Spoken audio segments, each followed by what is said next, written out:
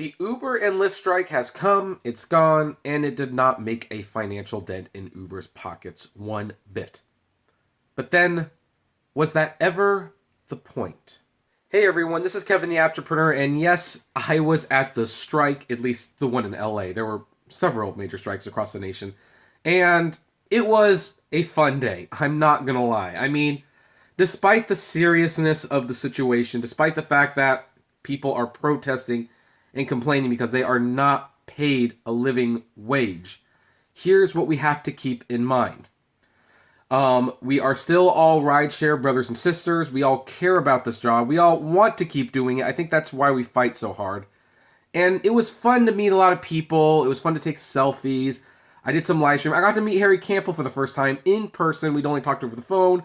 And also Dave the Uber slave, Drive Girl Drive, and the rideshare professor. They were all there. There might have even been someone else that I was not aware was at the strike. I met Driver Man, by the way. We did a couple collab videos. You might see one of them soon. So it was a fun day despite the seriousness of it. But of course, when you upload videos of the strike, and there will be more coming, you inevitably get people who say, hey, this doesn't matter at all. It doesn't. It's like you didn't hurt Uber financially. If you're really that unhappy, just quit. And here's the thing, fair point. Both of them. All points are fair. That's why we're having discussion. Was this going to hurt Uber financially? No, it wasn't going to hurt Uber financially. If you're really that unhappy, should you just quit? Probably. I know some people aren't in a position to quit, but they should at the very least be in a position to start moving on to the next phase of their life.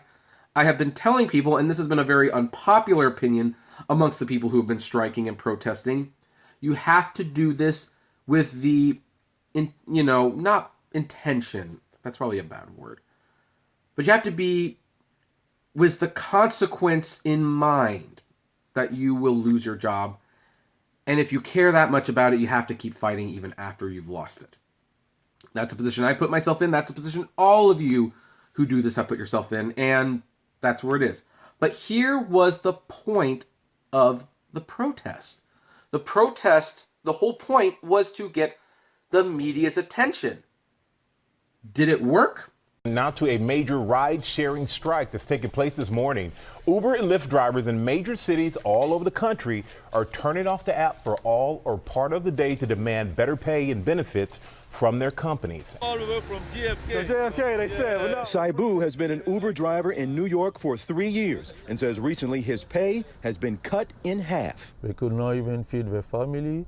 We have to stay out more time. We work between 70 and 80 hours. The main issue, pay structure. Strike organizers say Uber and other rideshare companies can take what amounts to as much as 50% of the passenger fares. They want that capped around 20%. The strike comes on the eve of Uber going public and one of the largest tech IPOs in history. As this ride-sharing protests, Uber and Lyft drivers across the country and the UK are set to strike today in just under an hour. The protest is over wages and working conditions. This as Uber prepares for an IPO on Friday. Drivers are feeling frustrated because they feel like they are helping executives and investors in these companies get rich while they are struggling. They are having, they don't have the benefits they want. They don't have the hours they want. They don't have the pay they want. And so there's this class tension going on, first of all. But I think as an investor in Uber and in Lyft, these are bigger issues for these companies, right? Because you need the drivers. They're a key part of the business model. But Uber and Lyft already feel like they're paying these drivers too much. Uber and Lyft drivers went on strike today in several cities. They say they're struggling as investors cash in on Wall Street. Drivers also complain their pay has gone down. Uber originally promised drivers 80% of a rider's final fare. Now it's only anywhere from 40 to 60%. And let's talk about Uber and the trouble around them. Today, in cities across the world, ride-sharing drivers are striking to send a message to Uber and the other ride-sharing apps that they want livable incomes. And the timing of this action is incredibly notable because it comes as Uber plans to go public sometime this week. The company is expected to be valued between 80 and 91 billion, and that is despite reports that they actually lost an average of 58 cents per ride last year. Meanwhile, on the other side of the company, you have drivers seeing a dip in their earnings. For example, recently, in March, Uber cut rates for drivers in Los Angeles by 25%. And obviously there's a difference, but I can't even imagine if I just came into work one day and I was like, hey, just so everyone knows, you're getting paid 25% less. Yeah, I would say that it did work. I definitely think that this totally worked. We had the media there, CNN, who I did not show a clip of, was there. And here's an article from The Verge that highlighted it great. The Uber driver strike isn't about hindering Uber. It's about stealing the narrative. Because here's the thing, keep in mind, the narrative that Uber wanted was our IPO is coming out. And they wanted to be like a happy occasion. And this strike really, really boned that narrative. So here's according to The Verge. On May 8th, ride-hail drivers in cities across the U.S. went on strike to protest unfair pay, poor working conditions, and a lack of transparency from Uber. The strike, which was timed to coincide with Uber's much-anticipated IPO, generated headlines in all the major newspapers, but it's unclear whether those reports really grasped what was happening. This isn't a strike in the traditional sense. It's public relations. Here's the thing. It's public relations. Why is it not highlighting? Well, anyway, it's not highlighting for some reason. First off, Uber classifies its drivers as independent contractors, ineligible for benefits associated with traditional employment like health insurance, paid time off, or workers' compensation. As such, Uber's drivers can't unionize, they can't collectively bargain, and they can't really strike in any organized fashion. Yeah, I agree. There are roughly 3 million Uber drivers across the globe, a workforce too vast and diffused to organize for an effective work stoppage. Aaron Gordon at Jalapnik has a good take on why this is more of a boycott than a strike. I, by the way, agree. Even so, it seems pretty clear that shutting down Uber and Lyft was never really the goal. Instead, organizers wanted to hijack Uber's pre-IPO narrative. And so far, they've been incredibly successful, all but guaranteeing that every news story published this week about the ride-hail company's public offering will include mention of the strike. And yeah, I agree. By the way, here's what some articles are looking like. Why the Uber strike should make investors uneasy. This is from 4chan. Here's another one from USA Today. Here's why the Uber Lyft protests might not even work. Okay, now that's kind of more in Uber's favor, but what do you see? You see them talking about the strike. Here's probably the most telling thing. Go to Bing and search Uber. Just Uber. Okay, let's count how many articles we have to get through before we get to a positive article about Uber. Or heck, let's even take a step further. Let's take a moment, see how many it takes before the articles get negative against the strike. Okay. We'll go to the first one, because here, the first one, why the protest might work. But here, first thing about the protest. Then here's more about the protest. Protests. Uber's long road to an IPO is ending at a less than ideal moment, so that's probably the protest. Here we go. Finally, an article just about the IPO. So that's 1, 2, 3, 4, 5, 6, 7 articles before you have an article that is not highlighted by the protest. I wonder what Google's like. I didn't actually do Google before, but let's just see what Google has to say. So we go to Google, right? I mean, we're going to Google. There we go. Let's just write Uber. I don't want to do strike anything. Let's go to news.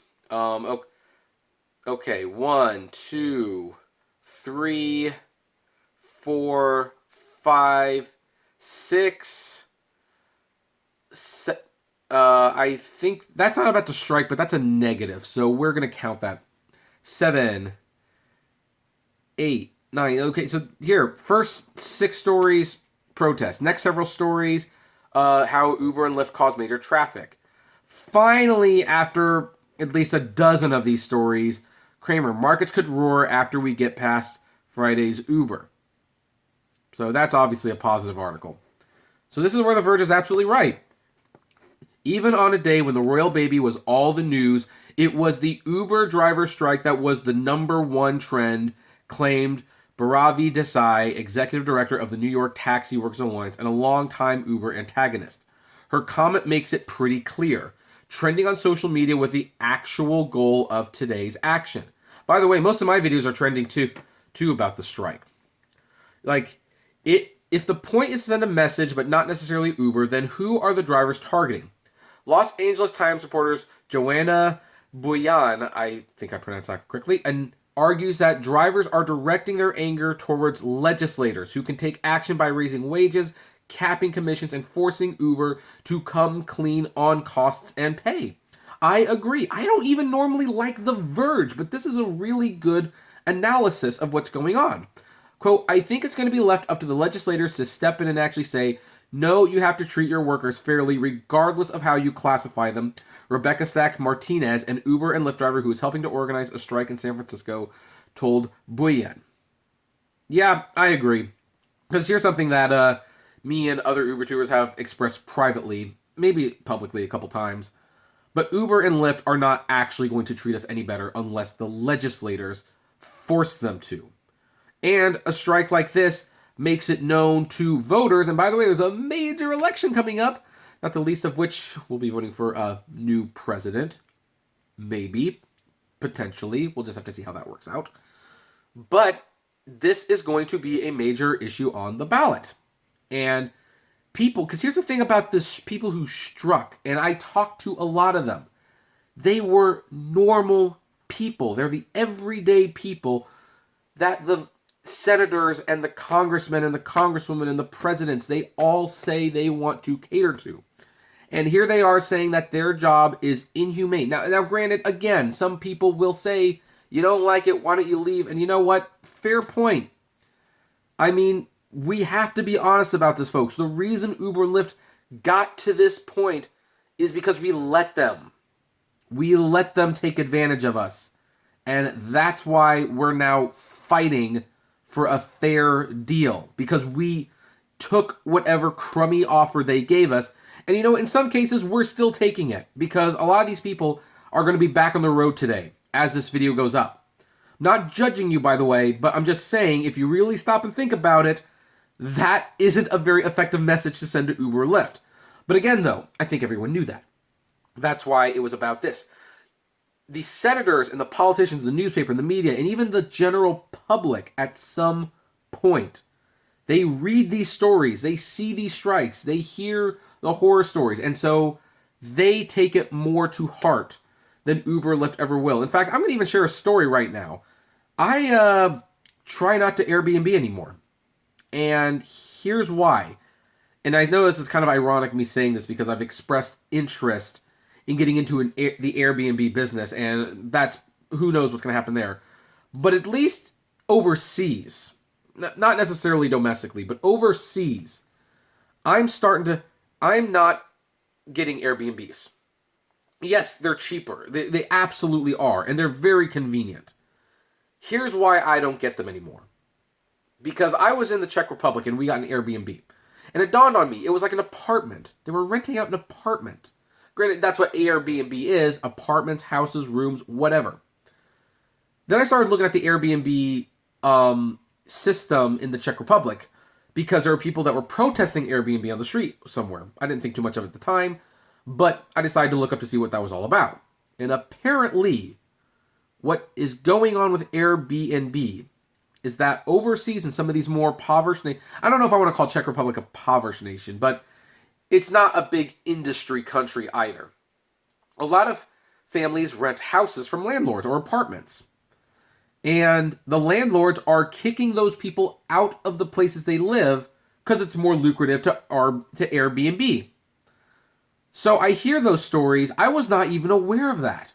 And I decided overseas I'm not going to Airbnb anymore.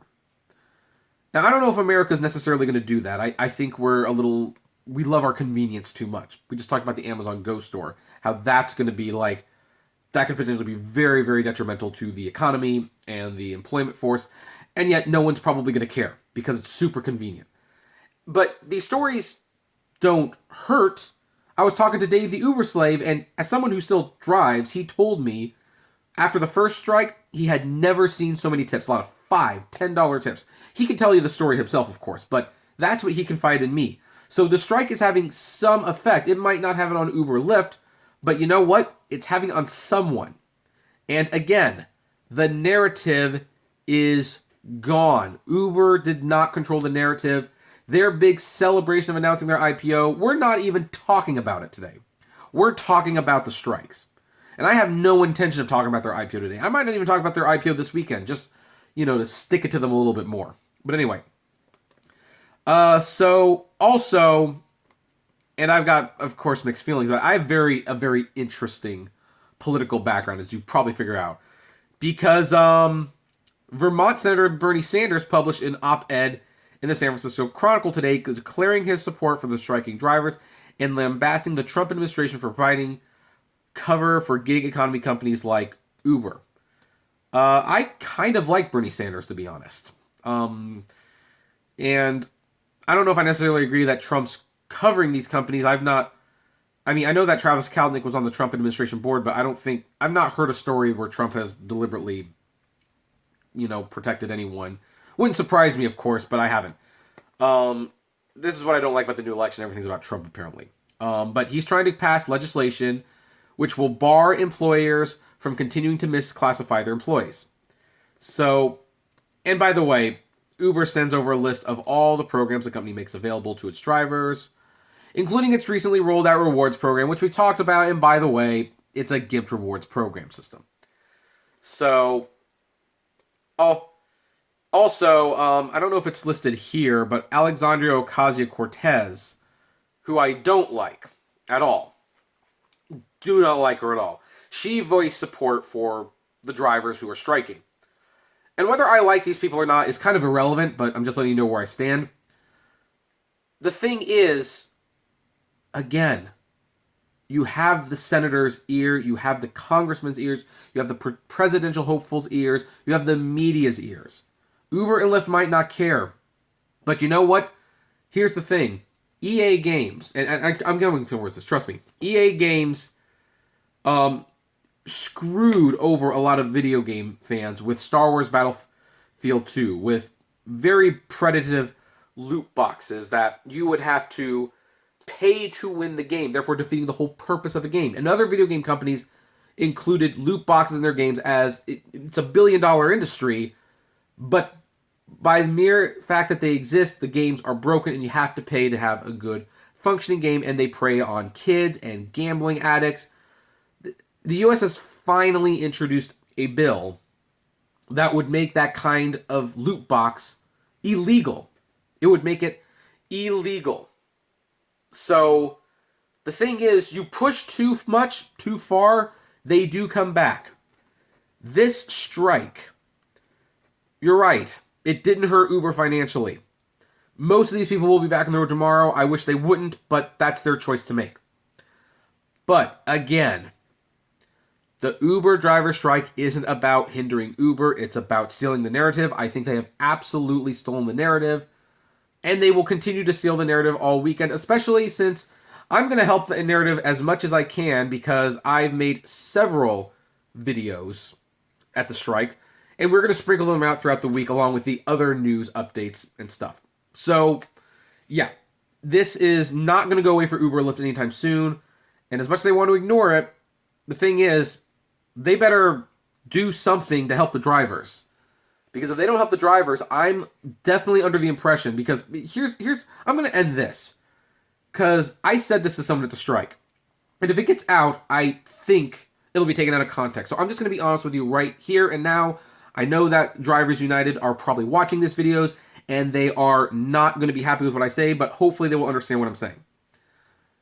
Someone asked me on video, this is why I'm telling you now, do I think Uber and Lyft are going to raise the rates because of the strike?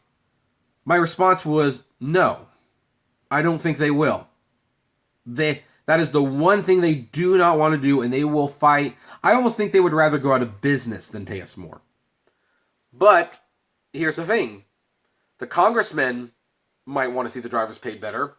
The future presidents, depending on who gets elected, might want to, see people get paid more. The passengers, now that more people are aware of how much of their fare is being taken by Uber, might want to have less of that fare taken away, or they might want it to go to the driver. And those people are the ones that make the difference. Uber's not going to change. But you get enough other people's ears, they might be forced to change. And they might even be put in a position where they either have to willingly give the drivers a raise, or someone's going to make them give them a raise. So anyway, that's where I'm going to leave it. I know this was a long one. There was a lot to uncover. I would love to know what your thoughts are. Please be nice to one another, but I am curious. So comment below, like, favorite, share, subscribe. If you enjoy my videos, consider becoming a Patreon member. It's totally optional, of course, but even as little as $1 a month goes a long way to helping the channel run smoothly, and you get access to my Patreon's exclusive blog. Also, check out the Get Upside app if you're getting tired of paying for gas. The Get Upside app will give you cash back on all gas purchases. Check out the Apptrepreneur Vlogs channel. It's a fairly new channel, but we are uploading new content every week. And finally, if you want to talk to me or other rideshare drivers, some of which actually, organize this strike, check out the Apptrepreneur Hangouts. And as always, flame responsibly. Have a good one. Don't drive. Pink's got a new album out. It's really awesome. Just lay in bed and listen to the new Pink album. Anyway, have a good one.